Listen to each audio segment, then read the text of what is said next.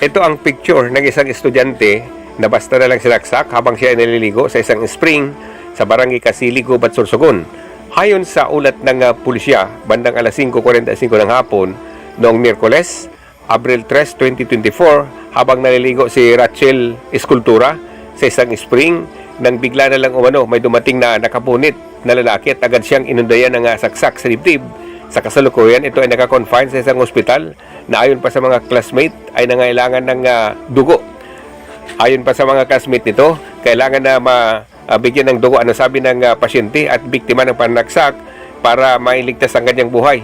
Samantala, sa ngayon ay hinahabol na ng kapulisan ng nasabing bayan ang suspect na may kagagawa na sabi ng krimen na pananaksak sa biktima. Yan naman ang ulat para sa Bunyog Kabikulan. Ako si Kabunyog Ernie Marfil.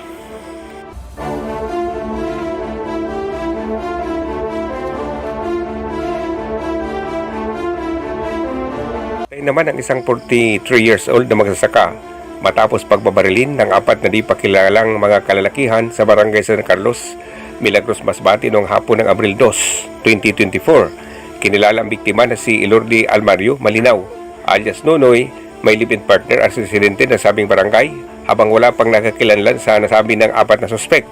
Sa ulat ng Milagros Municipal Police Station, dakong alas 8 ng gabing iyon, ay kanilang nalaman ang insidente sa pamamagitan ng isang tawag mula sa ina ng biktima na si Edita Amalmario at kanila itong nirespondihan sa pamumuno naman ni Police Chief Master Sergeant Jose Almiro.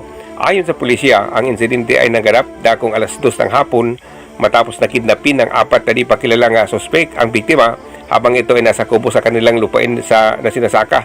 Sinabi ng ina ng biktima na dadalhin raw ng mga nasabing suspect sa baryo na may higit kalahating kilometro ang layo nito mula pa sa kanilang sinasaka. Makalipas ang ilang oras nang ito ay kanilang hanapin, ay kanilang natagpuan si Elordi malapit sa baryo at wala ng buhay. Wala ng damit, sa pangitaas nakatali ang mga kamay sa likod at may mga tama ng bala sa katawan na sinasabing tagpuan ang biktima.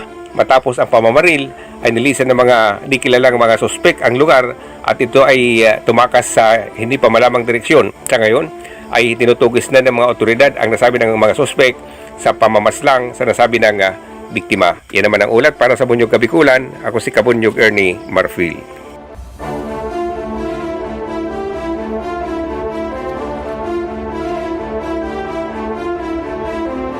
Harap naman yun sa kasong qualified theft ang dalawang processing staff sorter ng isang kilalang delivery company na nag-ooperate sa bayan ng Pasakaw, Camarines Sur matapos nila ay mahuli ng mga otoridad habang bitbit ang isang sako ng naglalaman ng mga parcels na dapat sana ay maka-deliver sa kanilang mga nag-order nito via online. Sila ay nahuli dakong alas 5 ng madaling araw habang sakay ng isang motorsiklo sa Barangay Santa Rosa del Norte, Pasakaw, Camarines Sur. Lulan ng lahabi ng sasakyan ang suspect at ito ay nasita ng mga otoridad. Samantala, nasa pangalag ngayon ng PNP Pasakaw ang sabi ng mga suspect na nakatalang sampahan ng kasyo na qualified theft. Iyan naman ang ulat para sa Bunyog Kabikulan. Ako si Kabunyog Ernie Marfil. Bunyog, bunyog, halikan na kasama ka. Bunyog, kapag buklod ay may pag-asa. Luzon, Visayas, Mindanao, isa ang pananaw. Sa bagong Pilipinas ang bunyog isisigaw. Bunyog.